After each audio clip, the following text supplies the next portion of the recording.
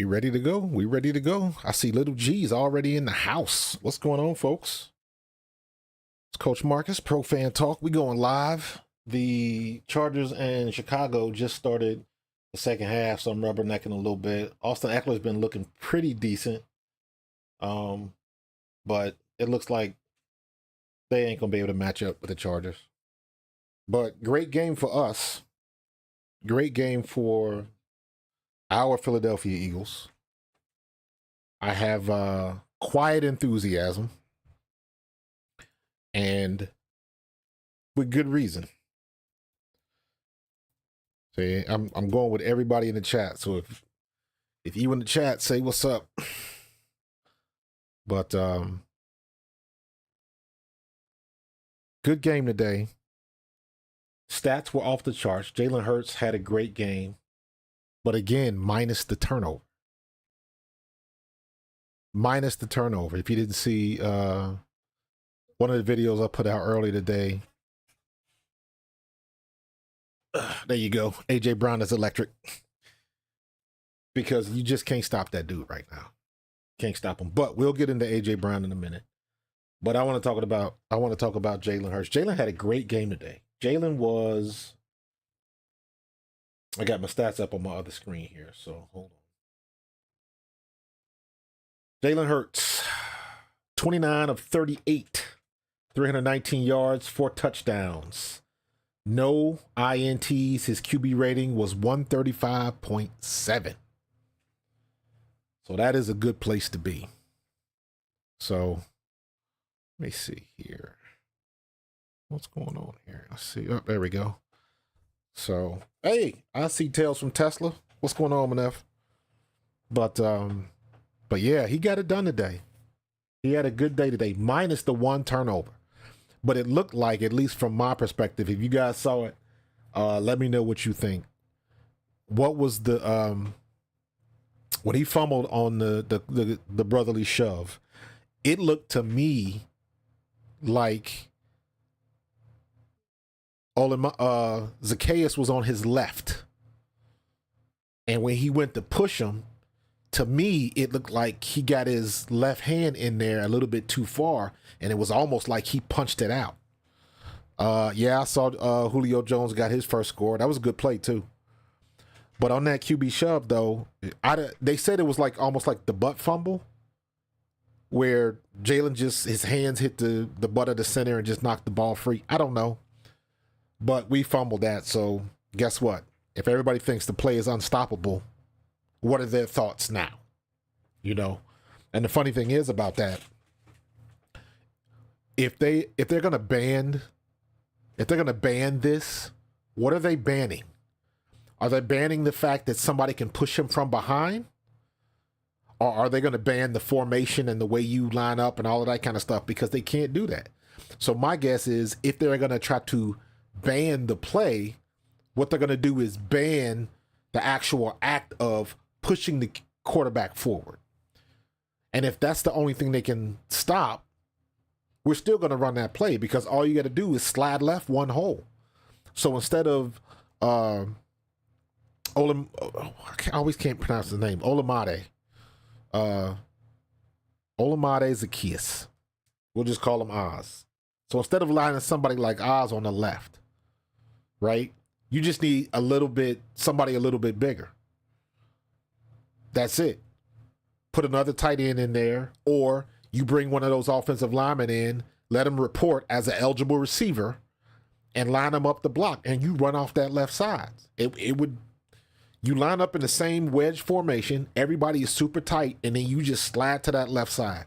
Because there's always DBs on that left side, and all of the linebackers, the big linebackers, are coming right down the center. If you look at everybody else that's tried to run this play, and can't nobody do it like we do it, just like Sirianni said. But everybody that tries to do it, when Brock Purdy got his concussion last week, they try to go straight up the middle and go over the top. Nobody gets slow. And they trying to do the wrong thing. And that's why when Brock Purdy got his concussion, he went high, he got turned sideways, and he got cracked in the head. So teams, Sirianni is 100% right. If everybody could do it, everybody would be doing it, but they can't. I watched some of the other teams. I've seen a couple of videos on it, and everybody that's made the comments about it everybody's right. They don't have the technique. They don't practice it enough, so they don't even think about it like that. And now you've seen another part of it where you can fake the push and hand it off to the running back, sweeping to the left or to the right. Or you can fake the push, fake the handoff, and you got a pop pass right behind all of those linebackers because nobody's in the middle. So there's a couple different things that you can do. But if they're going to ban the actual pushing of Jalen Hurts, okay. There's no different than when a running back gets stood up and then the offensive lineman comes and pushes the pile forward to get a first down. It's just not from the snap. What's the difference? And I don't want to hear all of that crap about it's dangerous and quarterbacks can get hurt and all of that kind of stuff. The people that are getting hurt are trying to do a regular quarterback sneak and they're getting hurt. They're not doing it how we're doing it. And the two Giants players that did get hurt, they admitted that they didn't even practice the play. So they think it's just that easy to just line up and do it. And that's not happening. So, but in any case, we'll cross that bridge when we get to it. But like I was saying before, Jalen Hurts, 29 of 38, 319 yards, 4 touchdowns. His longest pass was 38 to AJ. Was that to AJ or that Devontae? I can't remember. AJ Brown, just Lord have mercy. 8 targets, 8 receptions. He was 8 for 8 to AJ Brown. 8 targets, 8 receptions, 130 yards, and 2 touchdowns. Devontae Smith, 7 targets, 7 receptions, 99 yards, and a touchdown. Kenny Gainwell, 5 for 5 for 30. Dallas Goedert, 4 for 7 for 36. DeAndre Swift, 2 for 3. And then you had 3 guys that were 2 targets, 1 reception each. Oz, Julio Jones with the touchdown, and Boston Scott. I don't even remember seeing Boston Scott in the game, but he was in there. So great job by Jalen Hurts distributing the ball. Defense. We got issues.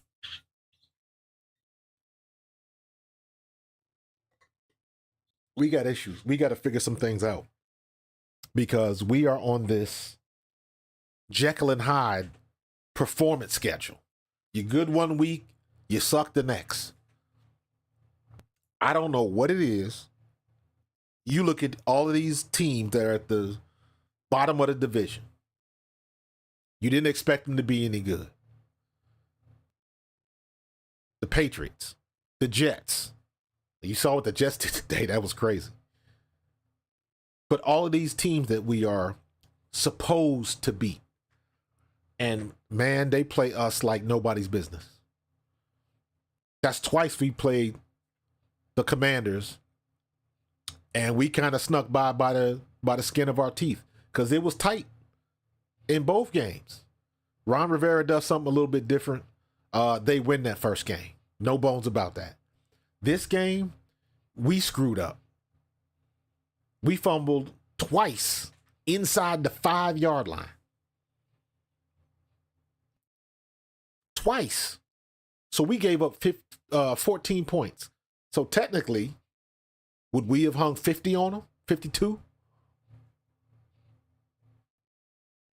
But those are the questions I want to answer. And we're going into Dallas week. So you know it's going to be serious. And we have to be ready because, and here's the thing with Dallas. You already know it's going to be a good game between us and Dallas. It always is. We usually end up splitting or whatever. But every game is a battle. Here's the problem with Dallas from a Philadelphia fan's perspective, or at least my opinion. Dallas is beating up on the teams they're supposed to beat up on. Let me rephrase that. We talk a lot of crap about what Dak is doing or not doing and the whole showdown there in Dallas. But you know what? Dak has been balling. Keep it 100. Jalen Hurts is the one with the turnover issue. You can say with a certain level of validity that a lot of those turnovers, a lot of those interceptions, I want to say 3 or 4 of those interceptions were not on Jalen Hurts. They weren't. However, they're still in that turnover column. And what's the one thing the Dallas Cowboys are good at doing? Forcing turnovers. I think Dallas has got to be on pace. They got to be on. I got to look that up. I didn't think about it until just now.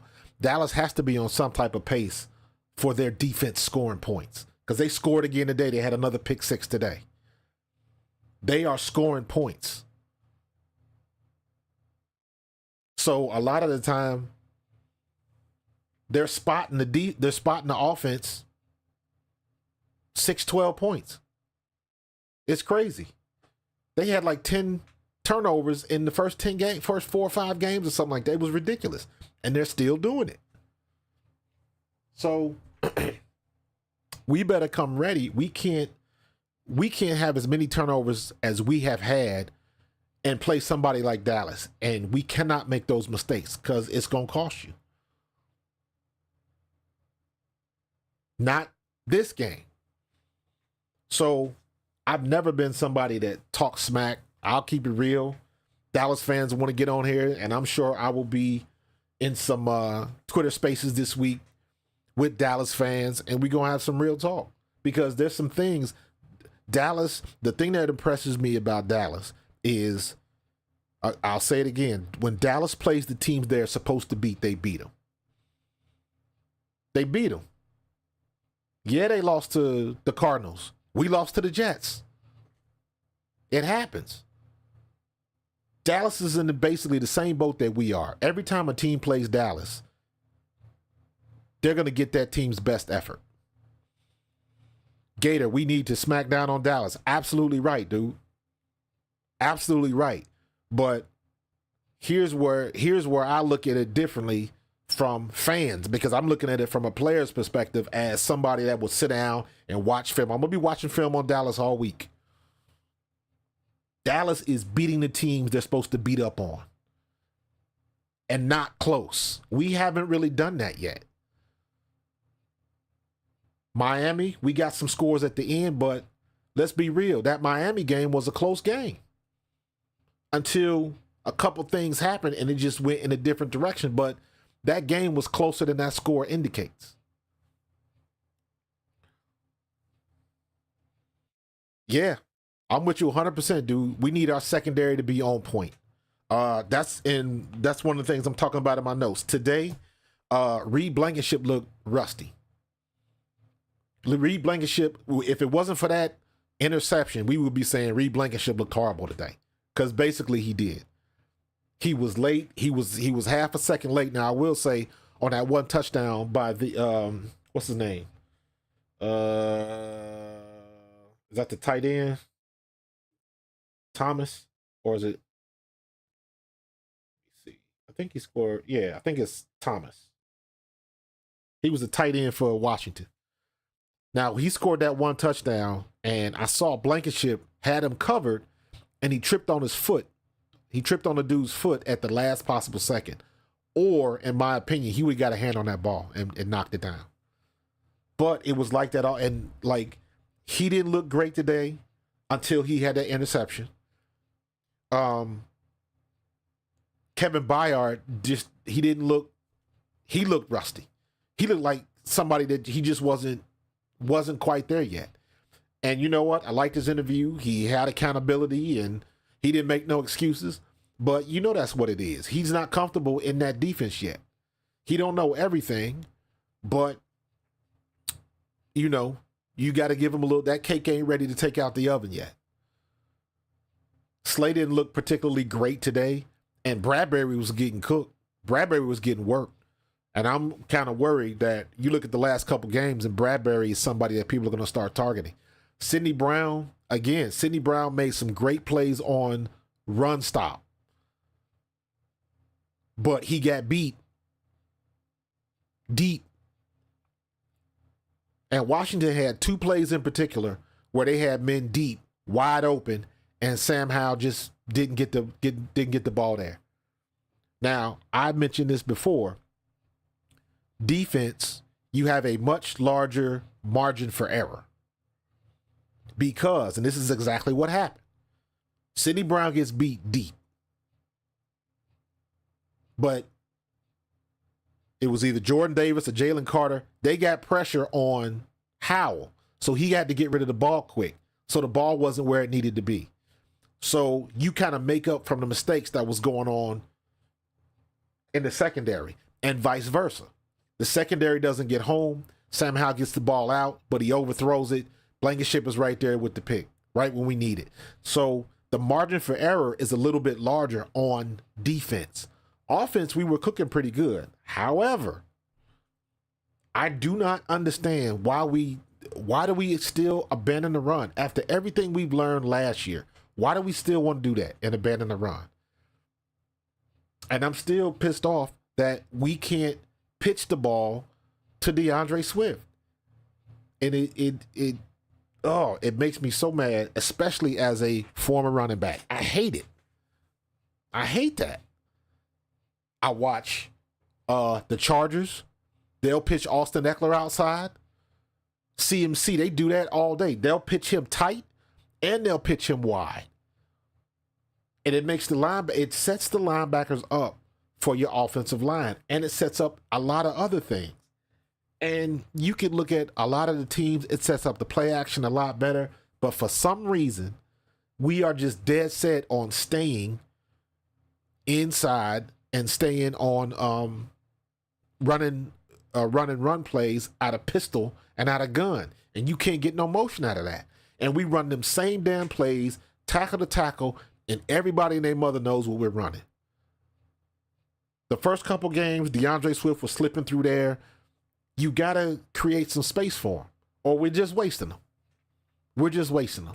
And I hear all the people wishing that Howie would try to do something to get Derrick Henry. And I'm like, if we get Derrick Henry, what the hell are we going to do with him? You're not going to line him up in pistol because he'll be ineffective. So, Rob, I can't disagree with you. I'm not there yet. I think Sean Desai, he's going to get his act together. Because he showed me enough to let me know that he's in the right place. So I'm not necessarily worried about Sean Desai. Brian Johnson, I don't know what would happen if we didn't have A.J. Brown, but we do. So it's hard to complain when it's like the same thing last year with Jonathan Gannon. We complained about blitzing and pressure and this, that, and the other, and the only thing we did was start out 8-1 or whatever it was. And at the end of the day, we rode that wave all the way to the Super Bowl. We didn't cross the finish line because he didn't make adjustments. And it seems to me that Sean Desai knows how to make the right adjustments. But today, Sam Howell lit us up. And make no mistake, Dallas Cowboys are watching that tape today. The Dallas Cowboys are going to look at what the Patriots did. They're going to look at what Washington did in game 1. They're going to look at what Washington did in game 2. And they're going to cherry pick what they did and run the same stuff. It was crystal clear today that Washington watched the LA tape, our game against the Rams. The 1-2-3 throw, 1-2-3 throw. That is the formula to put the Eagles defense on their heels. Get rid of the ball quick. So you got timing routes, you got quick slants, everything has to be quick. And that's the way to beat us. We're still giving up the soft middle because we don't want to give up the big play. And Again, we gave up the big play. If it wasn't for Sam Howell just throwing a bad ball, we got lucky at the end of that game. It was 2 times the receivers were wide open and Sam Howell just threw it in the dirt, throwing it down at the ankles. I think it was Jahan Dotson the one time and Terry McClure the other time. Both times they were wide open going across the middle, and it was just bad balls. We got lucky. We got very lucky. So, Gator says, thoughts on the sweep play. Should he have slid instead of running right in? If you are going to run a sweep play, you got to scheme it so you can get outside of the defensive end. That's it. Whatever your formation is, if you're going to load the left side, then you want to run to the right. But what you want is you want to have a one-on-one between a DB and a receiver. You're going to have a safety over the top depending on what type of defense they're running. But when we used to run the ball, I was always taught as a running back, when you sweeping, if you can get around that receiver, the receiver is trying to take the man inside. If you're on the short side of the field, he's trying to take his man to the sideline. But for the most part, receivers are not blockers, or at least not good blockers. So what they want to do is they want to take the DB one way or the other. It doesn't matter. It is our job as a running back to read what the receiver is doing and make the right cut. Then you either got a linebacker that's flowing or a safety coming across the top. That is our man. Our job is to run him over or make him miss. That's your job as a running back, because everybody's not getting blocked. So as far as what we could do on a sweep, you got arguably the strongest wide receiver, strongest / best. You got Swole Batman. You got Batman Beyond on the other side. That's what I'm calling Julio Jones. Batman Beyond. Because Batman Beyond is prime. So, but you got big bodies that you can stick in there that don't mind blocking.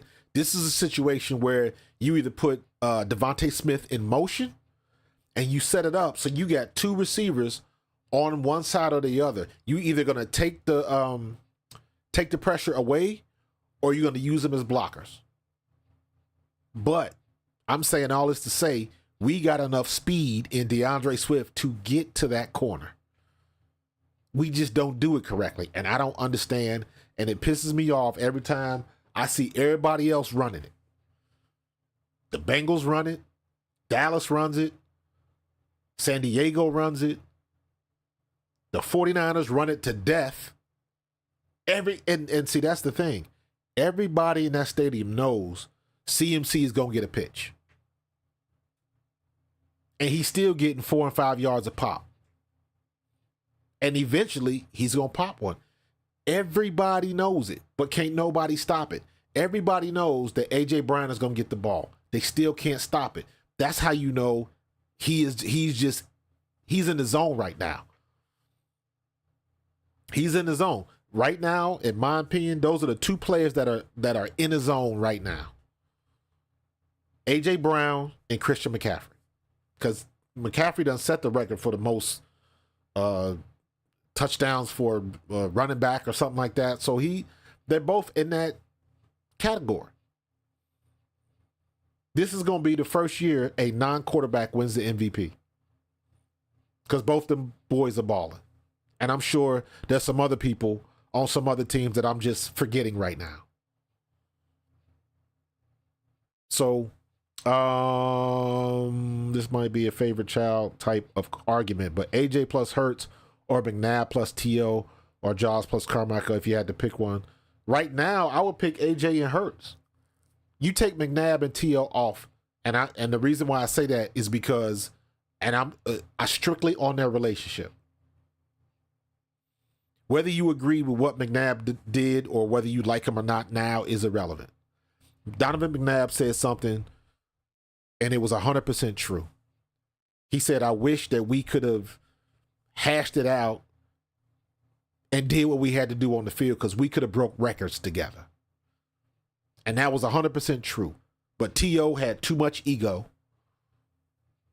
And at that point, you know, mind you, this was before social media and stuff like that. But, you know, T.O. had people at his house and he wouldn't shut up. And, you know, T.O. had behavioral issues anyways. So everything was extra with him. I remember that from when he was with San Francisco. So from San Francisco to Dallas, everywhere he went, it was issues. And he still was putting it down on the field. So just imagine what he would have done if he ever would have found some place where him and everybody got along. He had that opportunity with the Eagles. And he didn't want to, he got so butthurt about what Donovan did. And if I remember correctly, all of this stemmed from Donovan not supporting him about getting a new contract. That's what it seemed like.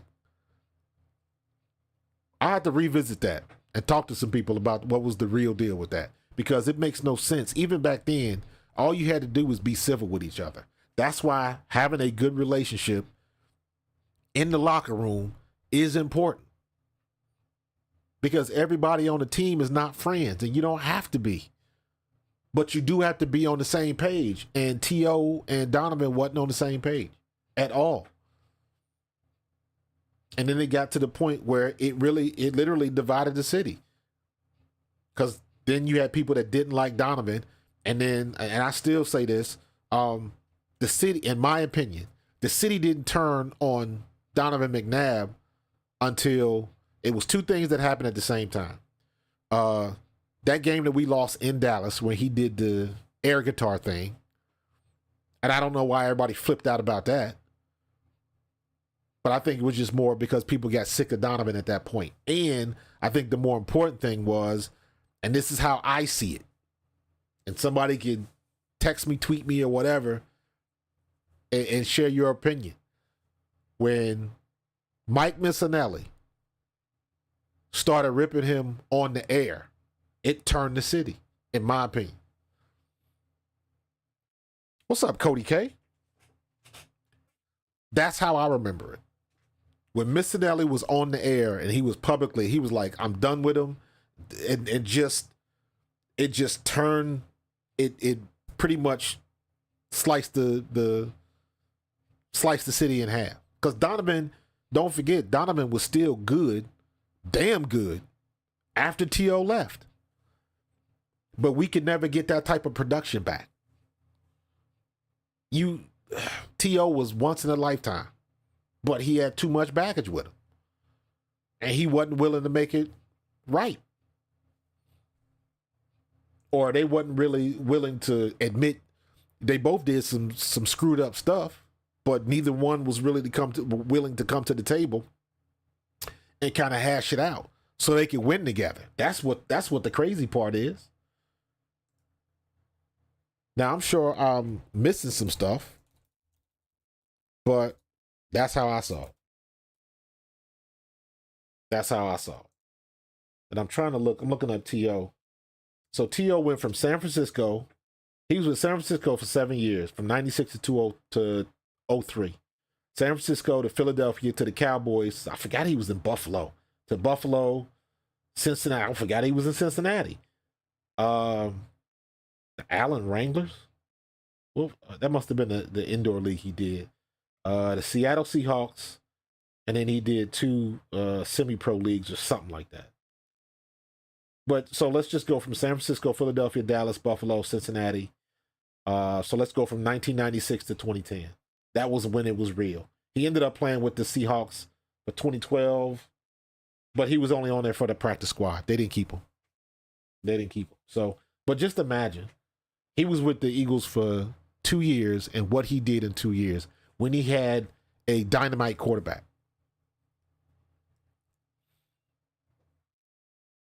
So they could have broke records together, but he didn't want to stay. And the relationship was so bad at that point, couldn't do nothing. He was a cancer. Same way with A.J. Brown, got to a point, and somebody supremely talented, but couldn't get right. And with the whole AJ Brown thing, I've said this before many times. In my opinion, AJ Brown was never right after he took that Vontaze Burfict hit. When he got concussed and he was out of the game, he hasn't been right since that moment. And I remember looking this up. There are scientific and medical studies where people's personality can change after major head trauma. That is a real thing. And that's what I think happened with AB, in my opinion. So, but back to the point at hand. We get AJ Brown, and we don't have that issue. AJ and Jalen's relationship is too strong for that because they've been friends for a long time. Gator says, my father has always been a McNabb doubter turned hater. Defenses players have always seemed to be a favorite. To this day, number 5 jersey will never touch our house. Listen, you don't have to like Donovan, but numbers don't lie. And if you look at his numbers, you can say he's borderline Hall of Fame. Because there's some people in the Hall of Fame, their numbers don't touch Donovan. Because here's the thing. If Donovan would have won that Super Bowl, he'd have been a lock. He'd have been a lock. So that one game is changing everything. But he's in that category. Because if you ask Philadelphia fans, I'll talk about my quarterback because I played with him. Should Randall Cunningham be in the Hall of Fame? Absolutely, in my opinion. But if Randall Cunningham is in there, then definitely Donovan McNabb should be in there. Because to this point, and we all, are enamored with Jalen Hurts right now, rightfully so. But at this moment in time, Donovan McNabb is still the best quarterback the Philadelphia Eagles have ever had, period. If you don't believe me, go look it up. Now, if Jalen stays on the same course and keeps playing at a high level, and AJ stays healthy, and Devontae stays healthy, and Dallas stays healthy, and we keep a good cadre of receivers coming in here, Jalen is going to take that spot eventually. But he's got a long way to go. A long way to go. So I understand the disdain for number 5. I think it was a lot of public stuff. I think it was his attitude a lot of the time. And for whatever reason, a lot of people just don't like when he says something. He can say something that somebody else said the same exact way on the same exact topic, but they will hate it because McNabb said it. And he can be a little bit aloof and come off weird to you, but so does a lot of other people. So what's the difference? So, a lot of people, when they turned on Donovan on the radio, that's when the city turned on. And people didn't look at the stats. It was all the public persona. Because I remember when, just to give another example of that, I remember when the Eagles drafted Brian Westbrook and Philadelphia went nuts. And same guys on the radio, Missinelli and Eskin and all them guys, they would throw out they threw the kid a bone because he's a local kid. And it's like, well, maybe they watched tape. Maybe he was as good as advertised. Maybe is a reason why he put those numbers up. And I'm very sensitive to stuff like that because I went to a small school. I went to Eastern Kentucky and had to fight to earn a spot on the squad and didn't get drafted and all of that kind of stuff. At least Brian got drafted. I was the all-time leading rusher in my division in history. Not at my school, in 1AA history at one point. And I still couldn't get drafted. So, I'm sensitive, especially people from small schools. Give them a shot. They talking about the kid now from, he getting his butt kicked, but the kid from playing for Chicago right now. I don't even remember what his name and what school he's from. I know he's from a Division II school. Nick Sirianni from a D2 school, or played at a D3 school, I believe. So at the end of the day, it's still the same.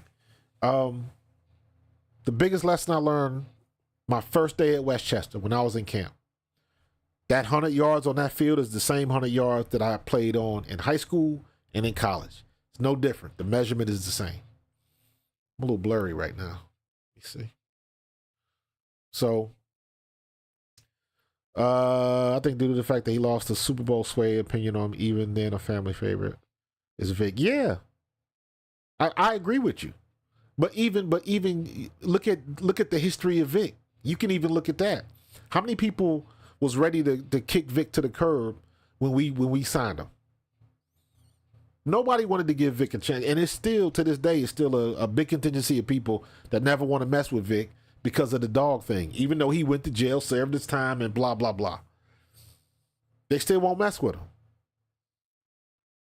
And I remember, I think this is one of the few times I actually called into WIP because everybody was talking about. It was a hot topic. Should we sign Vic? I think it was after we signed him, and it was basically just getting reactions. And you had all of these people calling in, and of course talking about how much they love their dogs and this, that, and the other. And I was like, I understand that. But my thing is like, if Vic had not have been signed, what have you done for a dog shelter or the SPCA or any of these other organizations that help animals and stuff like that? If the whole Vic situation had never existed, were you still giving to those charities and stuff like that? And in my opinion, for a lot of people that I heard, you could tell the answer was no. All they wanted to do was jump on the bandwagon. So when I see stuff like that, you gotta sift through the debris. There's definitely gonna be somebody that staunch animal lovers and that whole situation. And I understand if you don't want to mess with them, you ain't gotta mess with them. But there was a lot of people that just want to jump on the bandwagon. They never gave two craps about a dog or a cat. They might own one, and that's about as far as it goes. So, you get stuff like that, and that's when you have the public, and it's a lot worse now with social media.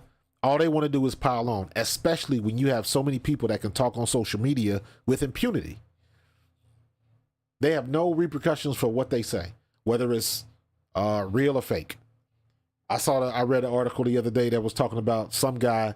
He is taking tweets from guys like Schefter and Palacero and McShay, and he's taking quotes and tweets and social media posts from legit ESPN people, and he's cutting it up and putting it out there as his own stuff.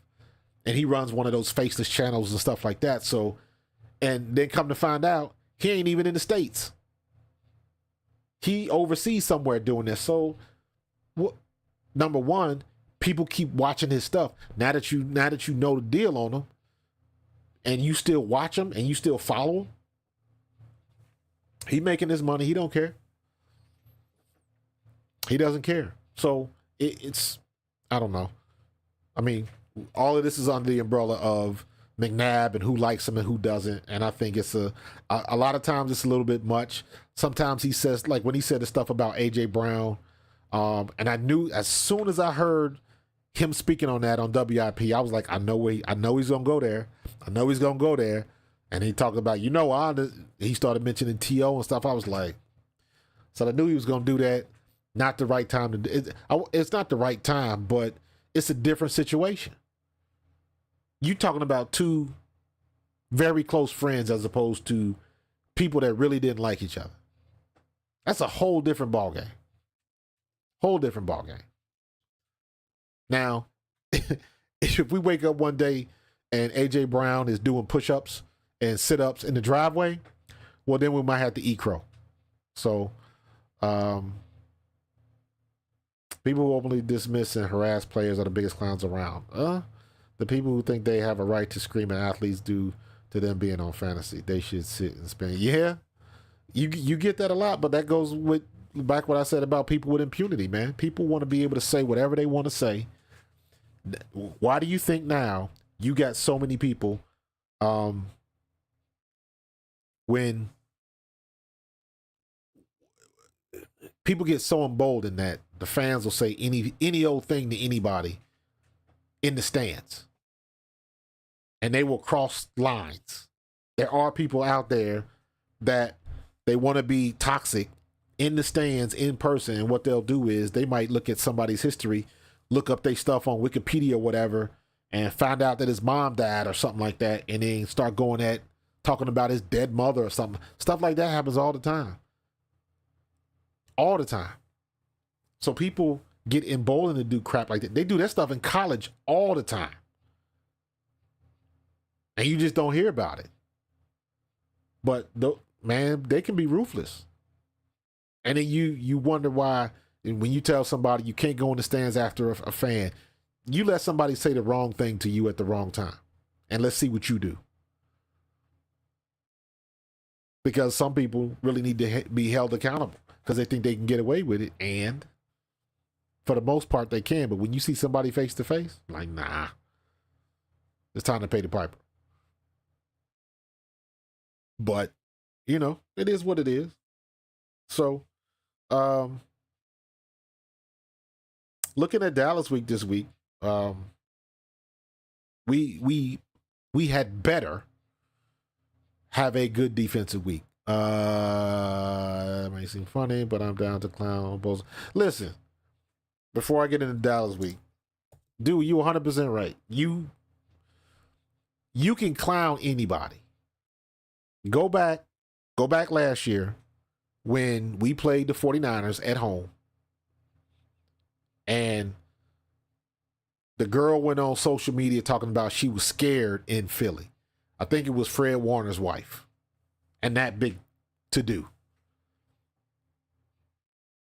And that dude, I don't know who he was. He was a 49ers fan.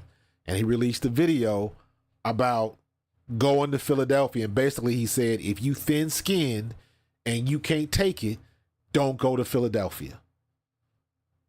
If you can take it as well as you can dish it out, and you got tough skin and you can deal with all of the craziness, you'll be fine because they respect that. But if you thin-skinned and you sensitive, Philadelphia is not the trip for you. And basically, he hit the nail on the head. So, if you go in there and you know what you getting in for, now you're gonna have different crazy stuff wherever you go. People drunk and people doing stupid stuff. That's gonna happen. You can't avoid that. That happens at every stadium. Unfortunately, it just seems like when it happens in Philadelphia, it gets blown up to the nth degree. So, but stuff like that happens, man. People, you can clown on. Like, I saw a video of Bosa was in Philly, and this dude had his phone, so he walks up to Bosa yelling in his face and all of that kind of stuff, being a dumb drunk fan. And I'm like, stuff like that. Now you getting disrespectful when you get in somebody's face and do that. Because again, you gonna say the wrong thing to the wrong person, and they gonna haul off and punch you. And when anytime alcohol is involved, it's a problem. So, but I mean, things like that happen, man. You can't, because the cat is out of the bag now, and you can't do nothing about it. But if you got somebody in your face where you can physically see them and they crossing the line, so it is what it is. But as far as us and the Cowboys, we got to have a solid defensive game plan. We have to run the ball, or we cannot abandon the run, man. We can't do it. We had 38 attempts. How many dropbacks do we actually have? Can the O-line hang tough with a few of the Dallas players? Our O-line will be fine depending on what we do. if you remember when we beat Dallas at home last year, we pretty much nullified Micah Parsons because we are the ones that put the formula out for Micah Parsons. The way you beat Micah Parsons is to run at him. That's how you beat him. He's too fast. He's elusive. You saw him try to do the thing like Myles Garrett did and move around at the nose guard position, all that kind of stuff. He done tried everything, and he's fast enough where they can put him anywhere they want him on the field. But the best way to neutralize Micah Parsons is to run at Micah Parsons, period. We put that formula out there. And the Cardinals did it this year. So we know what the defense is. We know what the defense is going to do, and we've got the players to exploit it. However, their defense forces turnovers. They score off a turnover, so we can't turn the ball over. We can't do that. That is not the place you want to be if you're turning the ball over, because Dallas will make you pay. So I'm looking at next gen stats here.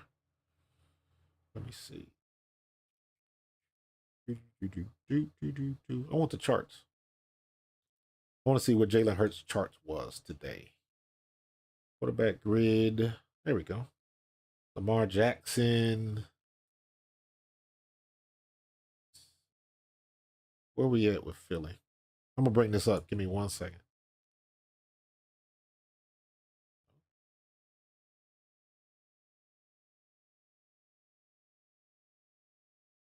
Jerry Judy, Lamar, Mari. There we go. There's AJ Brown. All right, here we go. Let me see if I can do this for y'all. Hold tight, hold tight, hold tight.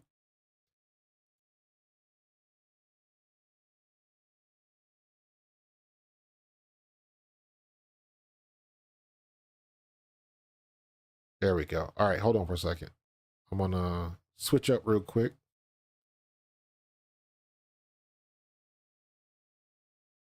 I'm going to remove my background. There we go. Did it. Stay like this. And I am going to, second monitor, I'm going to lock you in. Uh-oh. I'm going to lock you in that way. Make myself smaller. The wonders of technology. So let's take a look at Jalen Hurts. Let's look at his stats right now. Next gen stats. 1, 2, 3, 4. He got the 4 touchdowns. And look at where he spread the ball to today. 1, 2, 3, 4, 5, 6, 7, 8. 1, 2, 3, 4, 5. 1, 2, 3, 4, 5, 6, 7, 8. So 8 on each side.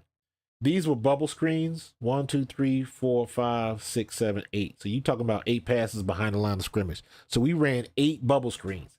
I hate, and I say that with a hard T, I hate the bubble screen. Everybody knows it's coming. And you are expecting your receiver to make somebody miss. That is a hard play. Now, when it hits and it goes, it goes. But to me, it seems like there's too many other plays that we can run in certain situations besides a freaking bubble screen. Let's run a real screen. Let's run a real play action, running back or the tight end drag flat across the line of scrimmage and toss it to the other side. Like, there's so many things that we could do with a screen game if we did true play action. It's very difficult to do true play action when all we do is RPO. RPO is a different beast. A true play action, you don't have to put your quarterback in danger. Or the threat is somewhere else. But again, what you do when you run true play action, you stick that hand out there and you fake the handoff. You make the linebackers flow. 1 step on the field is three yards of separation. So if you can make a linebacker take 1 step in the wrong direction, that can equal 3 yards worth of separation in the pass pattern. And that's what you want to do. A play action, if you run a read play with a running back where he's tackle, you running up your tackle's butt and you're looking to read your tackle's block. You reading the guard and the tackle block. If they crash down, you're going to bounce it outside. If they kick out, you're going to split the middle. And then hopefully they'll have something, usually something like that, depending on what defensive front they're in, the center will go up and get that linebacker to play side. So you might have to cut it all the way back behind the center, depending on what he does and depending on where the linebacker is actually lined up. But my point is that you can set some stuff like that with play action. That's what makes the blocks easier. If you stick that arm out to the right and the linebacker takes a step to his left, that sets up that block for that center, makes it a little bit easier so he don't have to move so far to get his block. And if there is a cutback, it's not such a severe cutback. So there's a lot of different pieces to that puzzle. But if you get movement, it just makes everything so much more easier. But we don't do it. We don't do it. And it makes me mad. If you want to see something cool or cool, funny, whatever, go on NFL.com, go back to 2022, and the game we played against Dallas at home. They got us with this play twice, and I remember this play. Zeke, it's a fake to Zeke. I mean, they run his read play where he goes over the tackle, got 4 or 5 yards, a couple plays in a row, and then they stick that ball out there, and they fake it to Zeke, but the tight end on the strong side, he takes one step up like he's looking to somebody to block, and he drags flat down a line of scrimmage, and just when he passes the center, where the center would be, he kind of floats out into space. Everybody's gone because everybody's going to our right because of the fake. So the tight end is dragged underneath the line of scrimmage, and he's sitting there all by himself. They killed us with that 2 or 3 times in that game. And everybody does that play. Everybody has a version of that play, but us. Everybody has a version of a toss sweep, but us. And everybody's having success with it, but us. We get down in the red zone, and what's the first thing we do? We line up and go in formation, and they hand the ball off, and we try to go off tackle, and they know it's coming. They know it's coming. So they either run blitz or the linebacker's filling the hole, and we can't get the block. So if you do try to cut it out, the linebacker is inside of the defensive end. The defensive end comes past the line of scrimmage far enough, so if the running back wants to try to bounce outside the defensive end, he actually has to go backwards. So it's hard to do. So you, in a situation like that, you got to leave it for your tackle and your tight end to really blast those guys off the line of scrimmage. The tackle can do that sometimes. Linebacker, not so much. I'm sorry, the tight end, not so much. Especially depending on who's lined up on top of them. So there's too many ways to defend that, and we're too predictable. And that's why I wish we would just do a quick pitch on the outside and put a different package in there. Robert, I'm with you 100%. I'm still not sold on Brian Johnson. I agree 100%. However, I do have to say, the same way we were nitpicking with Gannon last year is the same way we're doing it with Brian Johnson. We're sitting here talking about we're not sold on Brian Johnson. And we just put up 38 points.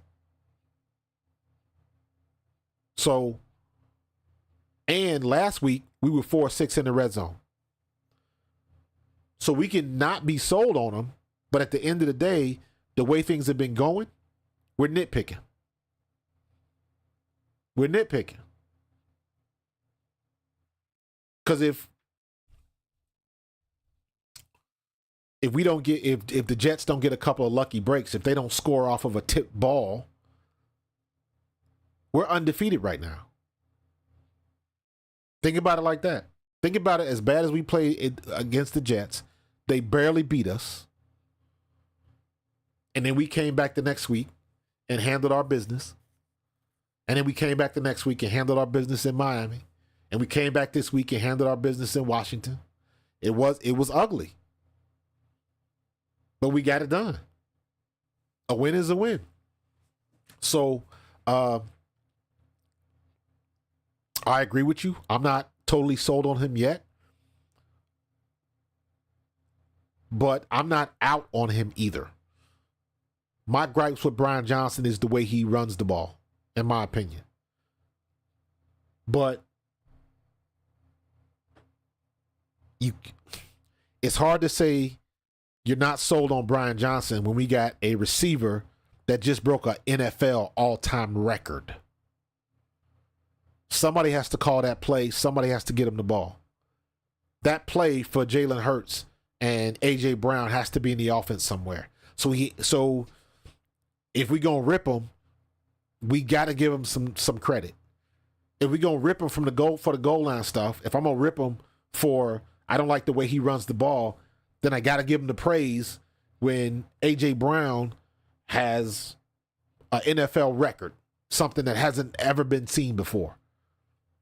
When you got to give him his praise if A.J. Brown was 8 for 8 for 130 yards and Devontae Smith was 7 for 7 for 99. So we basically had two receivers at 100 yards. So while I agree, there's some criticism I have of Brian Johnson's play calling. However, you got to give him his love because the stats, we put up numbers. Jalen Hurts has been throwing the ball well. My biggest criticism is how he runs the ball. We had 2 rushes in the first half. That's the same crap we did last year. I don't want to go back to that. I still think running the ball is one of our strongest suits, and we abandoned it too early, in my opinion. Again, I'm complaining, and we just put up 38 points. So you got to be careful. Robert, this is who he is halfway in the season. This is who he is. And we got to live with it. So we didn't have no problem with him in L.A. We didn't have no problem with him against Miami. So this is who he is. And it's tightening up each week. It's tightening up. It's getting better. Right? So hopefully it'll continue to get better. The more game film we get, but rest assured, just like I said when we played the Rams, that was Sean Desai's test. Right? Then the biggest test was Miami. That was a test for Sean Desai. And we stepped up to the plate. And then we lay a stinker against Washington. So we got to get out of this Jekyll and Hyde thing we got going with our defense. So if it wasn't for Jalen Hurts putting the ball on the ground and those fluke interceptions, it would be a much better outlook on Brian Johnson. But when you have a situation, if you look back 2 years ago and even last year, when Jalen Hurts threw the ball more than 25 times a game, the turnovers went up. And now we got a game where we threw the ball 45 times. Today we threw the ball 38 times. So he's throwing the ball like all the other pocket passing quarterbacks do. And you get the good and you get the bad. The good is we got Devontae Smith and we got A.J. Brown and Dallas Goedert and Julio Jones. We got people that can catch the ball. We don't have average receivers. We don't. We have elite level receivers across the board. So, what are you going to say? So we're going to keep nitpicking, but we keep winning. So we got to be careful. We got to be careful. Fans want to see every game in the 40s. And that's not going to happen. You can beat a team 14-0 or 14-7 or 14-13 or 21-14 and 21-17. You get any score combination you want. At the end of the day, as long as it's too much to not enough in our favor. That's the only thing that matters. Because we going into this week, we playing Dallas. Dallas has been playing good. Dallas has been dominating the teams they need to dominate. Teams that they're playing that, hey, that's not a good team. You know what? They're not close games. They're taking care of business, so to speak. They took care of the Rams. We took care of the Rams. They took care of Washington. Not so much. But that's why every game is a season. That's why I can't look ahead. I don't like talking crap about the Cowboys, and we playing Washington this week. Like Washington was a layup. We don't have layups in the league. We do not have layups in this league. Everybody gives us their best effort, period. And the next time we play the Giants, that's going to be probably a good game. You already know we're done with Washington. So let's take a look. Dallas is at home. We go to Kansas City. Buffalo's at home. San Francisco's at home. And then we back to Dallas. And then we got to go to Seattle. So what I want to do, yeah, we can't be giving up 30 points. Agreed. What I want to do is get this win versus Dallas and get through this bye week because I want our quarterback to heal. That's what I want to do. Because that's my biggest concern this week. And I'll be talking about that all this week because I know it's going to be a lot of chatter for this game this week. A lot of chatter. And I like to keep it real. I know a lot of these guys on Twitter, they go at it. They trolling and they talking a whole bunch of shit. I don't get into all of that. I try to keep it real. And one of my biggest concerns is we've been turning the ball over too much and Dallas takes the ball away. Their defense scores points. That combination does not fare well in our favor. So we cannot have that. The second thing is Jalen Hurts is not moving well. He's not running. He's not going to get out of the pocket like he normally does. So what do you think Dallas is going to do? What do you think their game plan is going to be against us? To do everything they can to force Jalen Hurts out of the pocket. He's in a situation where they don't even have to get him. They don't even have to get home. They're going to do the same thing. They're going to do that muddle rush. They're going to bring the ends up high. And they're going to leave the linebackers and then possibly the D tackles at mid-range. So he has no avenue to run. Or they're going to make him step up and run because they know he's gimpy. They know he hurt. So either way, that leaves us at a disadvantage. Those are my two biggest concerns. We turn the ball over too much. Dallas takes the ball away too much. And Jalen Hurts not being able to get out of the pocket at 100%. That's my concern. Because Micah Parsons is still fast. They still got a good defensive line. So we got to be able to do some things. And I don't want Jalen Hurts to have to play hero ball to get out of situations. I still want him to be able to drop back to 3 and 5 and get rid of the ball on time. And somebody be open. You know Jalen Hurts is going to get, A.J. Brown is going to get his.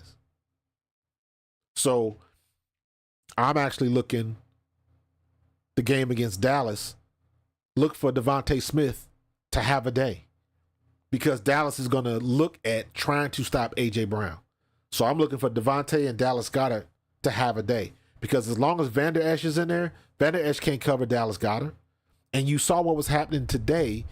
Bieniemy was smart enough to go in motion and have formations where Zach Cunningham, Moreau, and Nakobe Dean were guarding that tight end. And that tight end was lighting them up because he was a big, fast tight end, and they couldn't run with him. The safety was having trouble stopping him. And that was Bieniemy playing it perfectly. That's what you're supposed to do. You're supposed to take advantage of the mismatch. I don't care how fast your linebackers are. And that's the same thing we got away with the last time we beat Dallas. We ran right at Micah Parsons. And even as fast as Micah Parsons is, he runs a 4.38, 4.39, whatever it is. Somebody his size and at his position to run a 4.3 is incredible. But he is not a DB.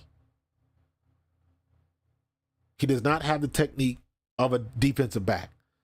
So if you get the right matchup on Micah Parsons, you can exploit him because he doesn't know how to cover out and up or a wheel route or a deep end. He's going to get exposed. So even when you have athletes like that at the linebacker position, you can still expose them if you get them in man coverage or you go through their zone. If they got to cover you, they got to cover you. The chess match is what really matters now. So I want to see what Brian Johnson and Sirianni are going to work up because it's important this week. It's important this week. So we better be ready to play. And we better have a game plan for what's coming to town. Because Dak has been playing well. We talk a lot of crap on Dak. Dak been putting the ball where it needs to be. And he been dropping dimes. And you still got Cooks. And you still got CD Lamb that you got to worry about. And the way the way our secondary looked today, we got cooked by Scary Terry, and the tight end, and Howie. So you know, Dallas is sitting back looking like if Sam Howell ripped them up, you can't compare Sam Howell and Dak Prescott. They on two different levels. And Dak Prescott is licking his chops like, look how Washington carved them up. What do you think we're going to do? They're going to go at us the same way that Washington did, the same way that the Rams did in the first half. They're going to watch that tape. And we have not proven that we can stop it yet. That's the concern. Now, we can still score, and we're going to be able to do some things and get rid of the ball, but we're going to have to get crafty. And I need Brian Johnson to change some things up a little bit. Because they haven't proven to me that they're going to run the ball at Parsons. That's the best way to neutralize them, is to run at him. But we don't like to run the ball. But until late in the second half. We did that same crap last year, and it's like, what are we doing? So it'll be interesting to see what they're going to do. But I have reserved enthusiasm on this game. Not that we don't have the better team, but we got some injuries. Jalen Carter got hurt today. Milt Williams got dinged up. And we still, that secondary, like I said earlier, that cake is still not done. You got to leave that in the oven for a little bit longer. Bayard is not ready. Bradbury looks like he's slow. I wouldn't be surprised. Based on the tape I saw today, Bradbury is where you go. Slay got dinged up today. I don't know what his situation is. We haven't been good with injuries all year. I'm not sure what Dallas' situation is. I'll have more on that during the week because it's going to be a lot of film study this week. But we better come correct because this is an important week. So we'll see what's going to happen. But good game today. And it looks like Chicago just scored. So now it's 30-14. So, but all right, I'm gonna get up out of here.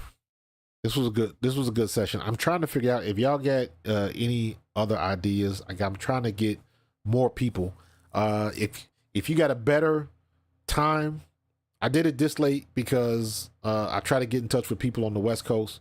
Plus, I want to be like somewhere near the late game. Plus, I didn't want to stay up late tonight. So, but yeah, check out my channel. Go to Pro Fan Talk on YouTube. Click on my playlist. I got a playlist now called the Top 10. Those are my top 10 videos. Just click on that playlist and play all and just let it run. Got to get them watch hours up. That's how you do it. So, but it's going to be a live week this week. It's going to be a live week. I'm going to be on a couple shows this week. It's going to be a lot of chatter going on. Lots of chatter. So stay tuned. I appreciate you jumping in. And I will see you guys on the next play. Stay tuned this week. It's going to be